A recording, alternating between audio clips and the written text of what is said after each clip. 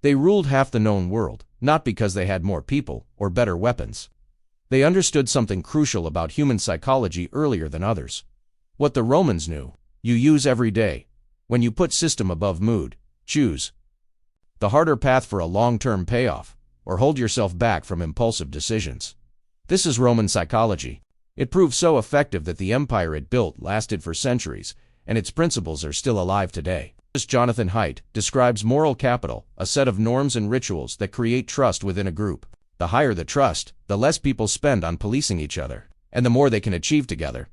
Rome built this capital on 3 pillars: pietas, duty to family and state; gravitas, inner seriousness and self-control; virtues, the drive to realize one's best qualities. These were not abstract values, but psychological attitudes instilled from childhood. When a child was born, he was placed on the floor before his father. If the father picked him up, the child was accepted into the family. The ritual, talere lib, reinforced a simple idea: one's place in society must be earned and held. From age 6 or 7, boys watched their fathers at work in the forum, in court, in the army. They didn't listen to lectures. They observed actions. Albert Bandura would later show that children absorb behavior modeled by significant adults far more deeply than what they are told. By setting, a young man carried not a set of instructions, but thousands of hours of witnessing adults make decisions under pressure. Gravitas literally means weight.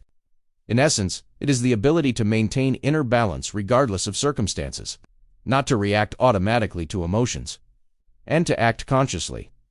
Neuroscientist Adele Diamond found that executive functions, the ability to inhibit impulses, and sustain attention on goals, are among the best predictors of life effectiveness, often more important than IQ. This is exactly what gravitas trained.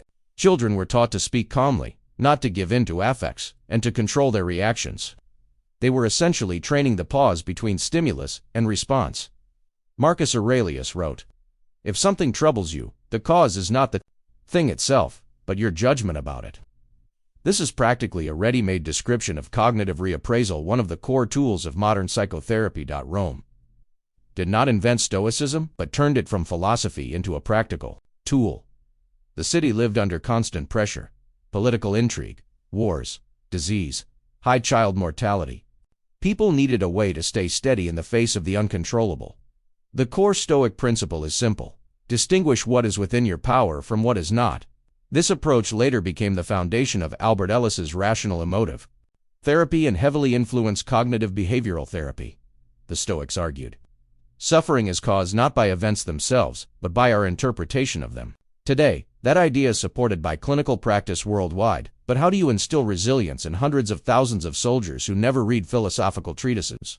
Through structure. Every legionary's day began the same: wake up, physical, training, drills. The military camp was built to the same pattern regardless of location. Into automaticity. Collective identity also played a huge role. The legion's sacred eagle, the aquila, was a symbol of unit honor. Losing it was considered a terrible disgrace. Social neuroscientist Matthew Lieberman demonstrated that the brain processes social rejection and status threats through many of the same mechanisms as physical pain. The fear of letting down one's comrades often proved stronger than the fear of death. During triumphal processions, a man stood behind the Roman general and repeated one phrase: memento mori. Remember that you will die. This happened at the peak of success, when the crowd hailed the victor as a hero. Psychologist Jeff Greenberg, one of the founders of terror management theory, spent decades studying how awareness of mortality affects behavior. Research shows that if people reflect on death in a calm, structured way, they tend to make more long-term decisions and waste less time on trivial pursuits. The Romans used this principle long before psychology existed. They a person of his finitude precisely when success might otherwise cloud his judgment. In 216 BC, at Cannae, Hannibal destroyed the Roman army. It was one of history's greatest defeats. Instead of collective despair, the Romans began searching for lessons. Psychologist Carol Dweck spent years studying the difference between fixed mindset and growth mindset. People with a growth mindset treat failures as information for development, not as final verdicts. After Cannae, Rome reorganized its army, changed its strategy, and learned from the defeat. Years later, Scipio defeated Carthage at Zama. largely using the lessons Hannibal himself had taught. Roman culture knew how to turn setbacks into fuel. When we speak of Roman discipline, we often forget one important thing. They understood the value of recovery. There was negotium work and duties and osium, meaningful leisure. This was not idleness, but time for reflection, conversation, reading, and restoration. Neuroscientist Marcus Rachel described the brain's default mode network, which is active when we are not focused on a specific task. It is precisely in such moments that the brain connects ideas and generates new insights. Cicero called the ideal of such rest cum dignitate osium, worthy leisure. The Romans understood, without quality recovery, quality work is impossible. What united all these elements into a single system? The phrase civis Romanus, I am a citizen of Rome. By the 1st century AD, citizens came from Spain, Gaul, Africa, and Asia Minor. They were united not by blood, but by a shared identity.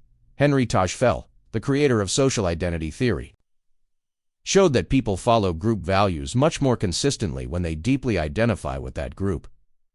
Rome built this bond through rituals, public life, military service, and civic duties. I am a Roman was not just a status, it was an inner compass for behavior.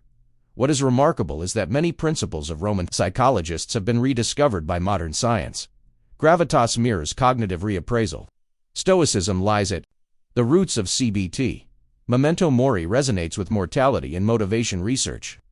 Education through observation is validated by Bandura. Osium is explained by the default mode network. Rituals and habits are confirmed by Wendy Wood's work. Romans had no modern laboratories. They simply observed, for centuries, how people behave under pressure and built a system around those observations. That system was their main advantage, a system that turned a boy watching his father at the Forum into a man capable of keeping his composure in crisis. A system that used defeat as fuel for growth, reminded people of death in moments of triumph, and treated rest as part of effectiveness, not its opposite. At the heart of that system lay a simple question. What depends on me, and what am I going to do about it? That question has not become obsolete.